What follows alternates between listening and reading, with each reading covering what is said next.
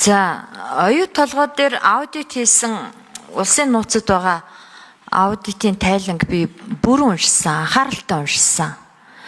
Монгол улс 2034 оноос юу авахгүй, ашиг авахгүй, хизээч авахгүй.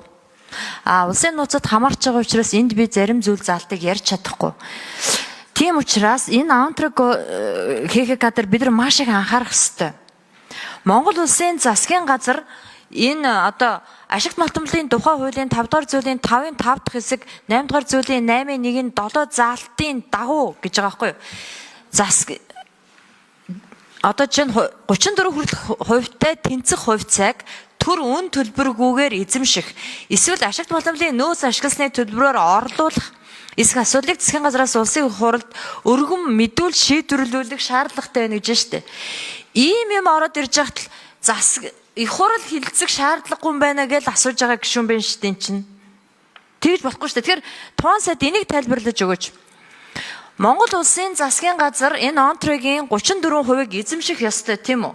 Аль 17 жилийн өмнө улсын хурлын 27 дугаар тогтоолоор батлагдсан стратеги ордууд. Дээрэс нь 2024 оны 4-р сард батлагдсан үндэсний баялагын сангийн хуулиар стратеги ордуудын хувийг үндэсний баялагын сан шилжүүлэх ёстой тийм үү?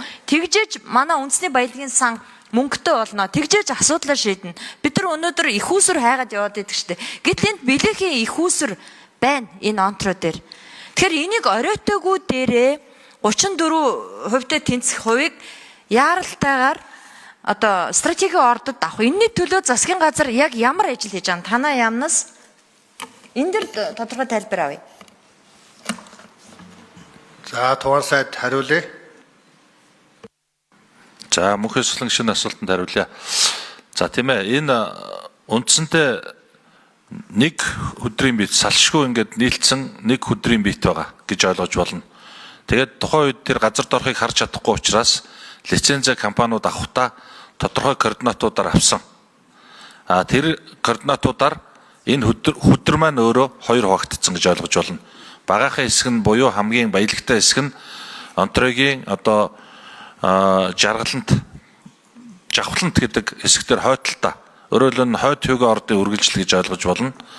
Нөгөө талдаа шивэт толгой гэдэг лиценз нь мөн адилхан.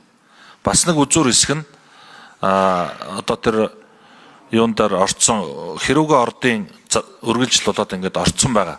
Тэгэхээр энэ өөрөө энэ хоёрыг бол салгаж ойлгох боломжгүй.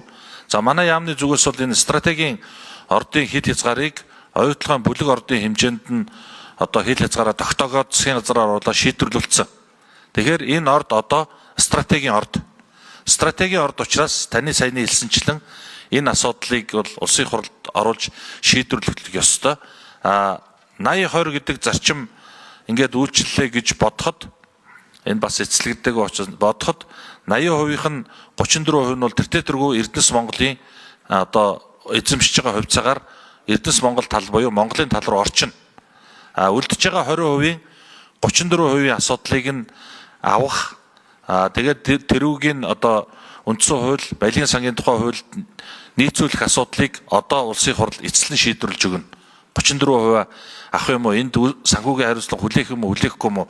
Эсвэл нөгөө Оронагийн гэрээ шиг тусгай амнаатаар орлуулад шууд олборлолтоос нь ашиг хүртээд, борлуулалтын орлогоос нь ашиг хүртээд явах юм уу гэдэг асуудал нь одоо удахгүй шийдэгдэнэ гэж ингэж ойлгож байна.